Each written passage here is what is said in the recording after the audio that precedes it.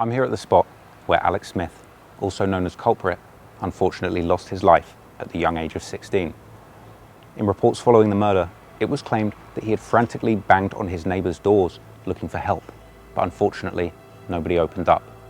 But then again, when you consider just how brutal the attack on him was, who could blame them for wanting to stay safe behind a locked door? This mural here stands today as a reminder, not just of the life of Alex, but also of the brutal war that played out on these streets.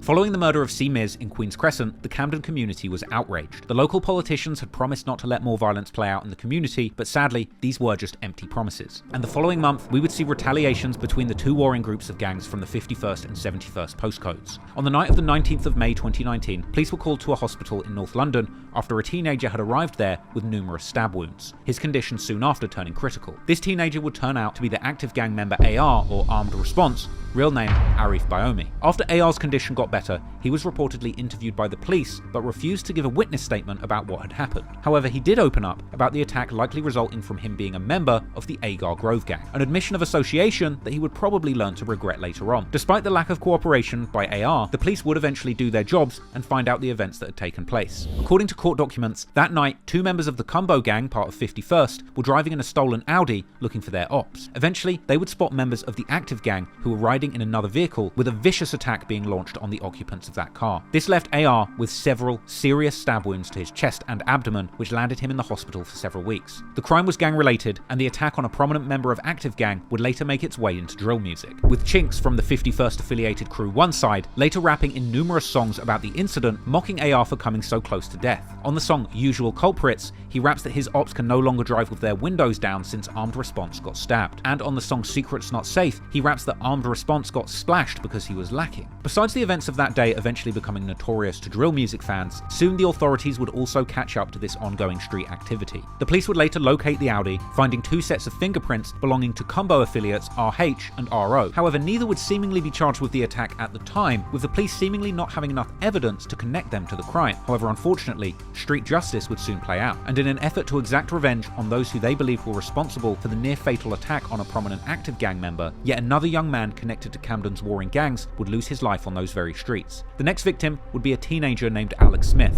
better known by his peers on the street as Culprit. 16-year-old Culprit was seemingly affiliated with the 51st Estate Cumbo, and he could be seen on his social media posts hanging out in the block with other members.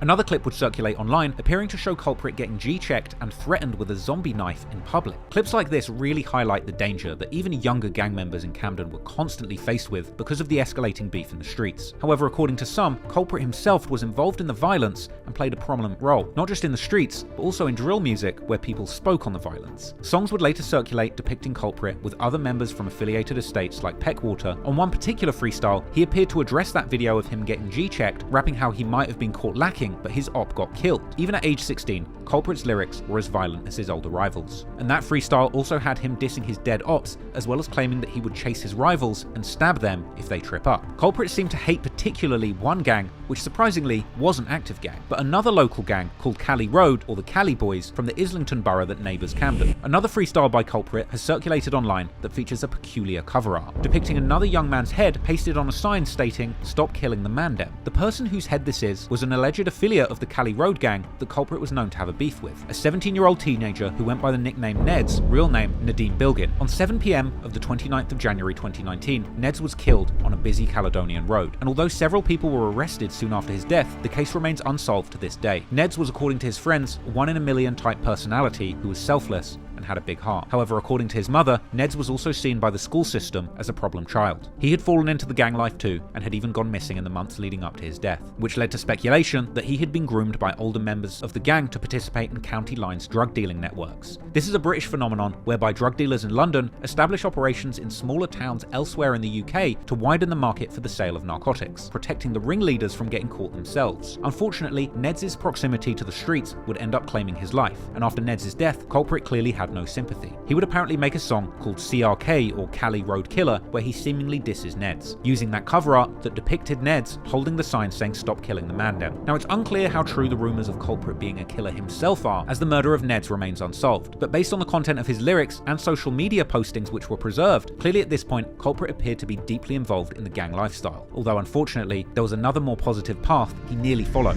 According to later news reports, Culprit hadn't always been in the streets, but was in fact a gifted football player and a big Arsenal fan. He'd even trialled at the youth academy for Southampton Football Club. Clearly a talented player, had he focused on football, he may well have ended up playing for a Premier League team. But unfortunately, Culprit ended up being released by the Youth Football Academy, and his path to playing professional football fell by the wayside. And it was losing this opportunity which, according to his friends, caused him to go off the rails and associate with the wrong people, eventually falling into the gang life. It's a sad story, because you never know how different things could have played out, not just for him, but also for those that played a role in his demise. Anyway, in August 2019, Camden was hot, and the police were active in the streets trying to get ahead of the violence. One clip would circulate on social media depicting armed officers conducting a traffic stop at gunpoint in the middle of Camden High Street in broad daylight, with hundreds of shocked members of the public looking on. But despite the increased police presence, active gang members were still looking to cause harm to their ops and get revenge for what happened to armed response, as videos of them spinning the blocks and smoking to unreleased music would later circulate. Unfortunately, on the 12th of August 2019, active gang members would end up getting just what they were looking for, as that evening, Culprit had been spending the night hanging out with friends. Later they would head to a Nando's restaurant on Great Portland Street in the Cumbo neighbourhood. There's even a picture of Alex in that Nando's eating what would end up being his last meal with fellow Cumbo affiliate Gutter. Meanwhile, on the Agar Grove estate, police would later establish through a combination of ANPR, which in the UK is automatic number plate recognition that automatically reads the license plates of passing cars, as well as CCTV and cell site evidence that active gang members, armed response, and a young man who was helping him run his county lines operation had spent that day travelling in a stolen blue Seat Leon with fake plates in the port city of Southampton, around 2 hours away from London, likely as part of another county lines operation ran by the 71st side of the gang war. Apparently the group had planned an attack on their ops in London, so they had returned to London in the stolen Seat together, arriving at AR's address at around 9:50 PM. They would stay there for around 20 minutes before leaving the home in the blue Seat where suspect was living. That car would arrive just after a white Ford Fiesta, also with stolen plates, at around 10:30 PM. Later court documents would reveal that while at suspect's house, his runner was offered drugs by Somalian boys who he claimed not to have met, but it's believed that these boys were SY and S-Wavy. Along with suspect, this made up a deadly trio that would later be referred to in music as Triple S. At around 10:30 PM, right when Culprit and his friends were reportedly leaving the Nando's restaurant, the Ford Fiesta would leave suspect's apartment for about 15 minutes, allegedly to spin the block and search for their ops. At 10:30, AR and a younger member called Y Traps would speak on the phone, and then again at 10:44. At around 10:45, the Fiesta would return while the Seat would leave, before returning 8 minutes later. Then, just before 11 PM, both cars left and went to number 8 Longford Street, a block associated with Cumbo, arriving shortly after 11 PM. The Seat was being driven by AR, with Reeks in the front passenger seat, and his runner in the back seat. Meanwhile, the Ford was being driven by SY, with suspect in the front passenger seat and S-Wavy in the back seat. So that deadly trio, Triple S, were all travelling in the Ford. Right before, just at around 10:30 PM, Culprit had left the Nando's restaurant on Great Portland Street, proceeding northbound with 3 friends, one of whom was actually believed to have been involved in the attack on AR just months earlier. It's believed that the car carrying Triple S spotted Culprit and his group and identified them as the ops they were looking for, with suspect apparently jumping out of the car on Longford Street and proceeding on foot wielding a foot-long machete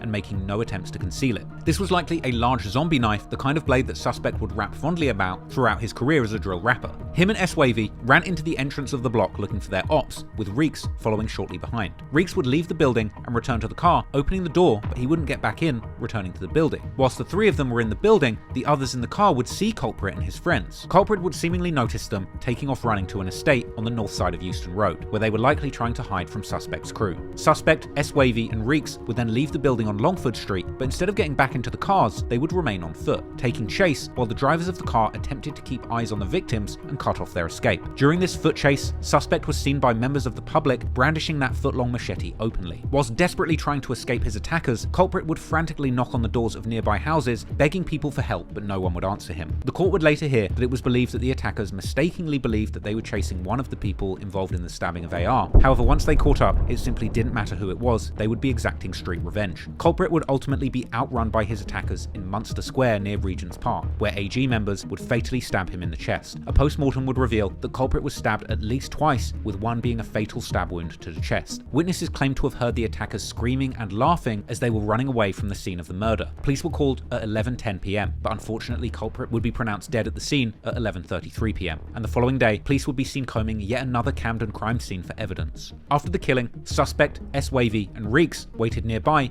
until they were picked up in the Ford Fiesta, with that car driving off with the Seat not far behind. Both cars were driven to the Kilburn area, and minutes after the stabbing, AR would attempt to call Y-Traps 5 times before finally getting through to him at 11:21 p.m. Just before 2 a.m, his runner unsuccessfully attempted to purchase gasoline in a plastic jerry can at Tesco Esso in Maida Vale, and then 10 minutes later, he was seen on CCTV successfully purchasing £2.59 worth of petrol. The fuel was then used to burn the Seat used in the crime, and its charred remains were later found in East Barnet, whilst the Fiesta was found burnt in Kilburn Park. After news of Culprit's murder went public, the local community formed a memorial at the spot where he lost his life. A mural which the family had to fight to keep up, with a petition to the local council who had planned to remove it. The council even pulled this off, with the brick wall there being repainted as if nothing had ever happened. However, in the end, the community would ultimately win, and a new mural was soon painted in the same spot, and this time it was allowed to remain, soon becoming a symbol where 51st affiliates would pay tribute to their fallen friend. However, conversely, some of those who had been hurt by Culprit's actions in the streets would return to deface the mural. One particularly brutal diss song relating to Culprit's death came a year after the killing, with active gang member 2 Smokey releasing a song titled Knock Down Ginger aimed squarely at Culprit.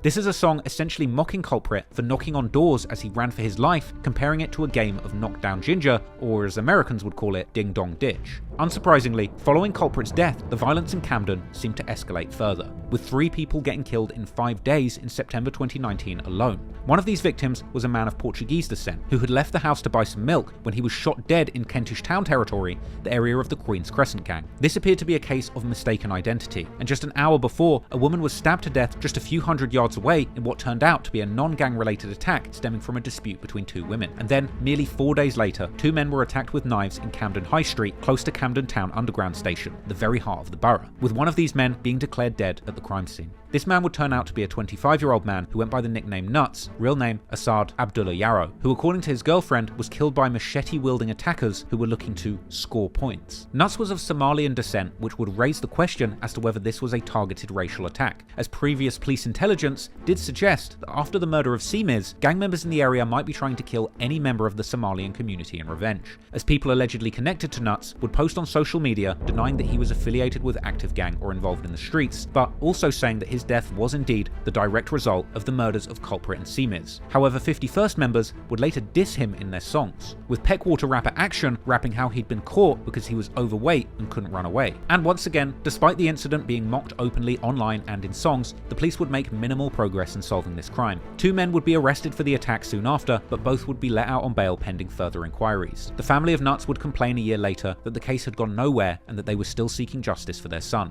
At this point, Camden was a war zone, and as usual, nothing was being done about it. One article would appear in The Guardian describing Camden as a flashpoint for knife gang killings, shining a light on the fearful life of a local mother of 5 whose daily commute for her and her children is on the very path that Culprit lost his life on, with the article outlining the violence being fueled by the booming county lines drug trade. Interestingly, local MP Keir Starmer didn't appear to comment on the death of Culprit directly in the immediate aftermath of the murder. However, in an interview at the end of August, when asked about the topic of knife crime, he would sidestep mentioning Culprit's murder, simply saying that they have a serious problem with knife crime and mentioning the previous killings in his community, AK, S45 and Simiz. He would also claim once again that the problem is likely being fueled by budget cuts in community support as well as police services. Ironically, he would later go on to admit in the interview that it was a huge blow for him to have spent 18 months working on the knife crime report and for another fatal stabbing to have occurred. I assume he's referring to the Culprit incident, but he doesn't mention him by name. Keir Starmer would then go on to assure people that despite failings at preventing gruesome knife murders, Camden is still safe. But Camden was not safe,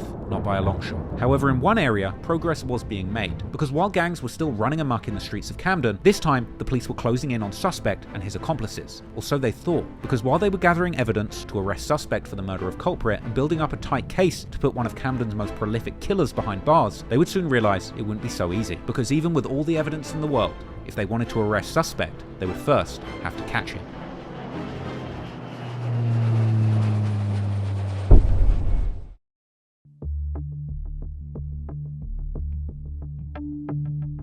For years, police in Camden had seemingly turned a blind eye to the gang violence going on in their community, repeatedly failing to prevent violence from breaking out on the streets and blaming the community for not providing details to catch the killers before the crimes had occurred. However, following the murder of Culprit, real name Alex Smith, it would appear that the police were finally ready to take decisive action. Or perhaps Culprit's killers had simply been so sloppy in carrying out this brazen attack that the police for once had everything they needed to put the borough's most prolific killers behind bars for good. It's likely that those responsible for the murder of Culprit knew themselves that they had been sloppy, because in the immediate aftermath, those involved took steps to try and cover their tracks and flee the authorities before they had a chance to catch up with them. Once the vehicles used in the crime had been set alight, members from active gang that were involved plotted to leave the United Kingdom for good in an effort to avoid a lifetime in prison. In the days shortly following the murder, Suspect and S-Wavy would flee the country. There were stories suggesting that Suspect had first escaped to France, with one video showing him in the hood with local gangsters. The Redditor who first posted this clip actually took the time to explain its supposed origins, claiming that Suspect was actually hiding out in a North Paris suburb for 2 months, and it was here that the locals in the hood approached him, with Suspect revealing his troubles back home. Understandably, they first greeted his story with disbelief. Apparently, it wasn't until years later that they saw a French YouTuber's video covering Suspect's gruesome tale that they realised he was actually telling the truth the whole time, so they dug up the clip from their camera roll and posted it up publicly. However, ultimately, France is only a short journey from the UK, and as we saw with the case of Gambino, it's not difficult for the feds to catch you there. So, Suspect wouldn't remain in France for long. From here, it would seem that Suspect and S-Wavy would make their way further afield to Kenya.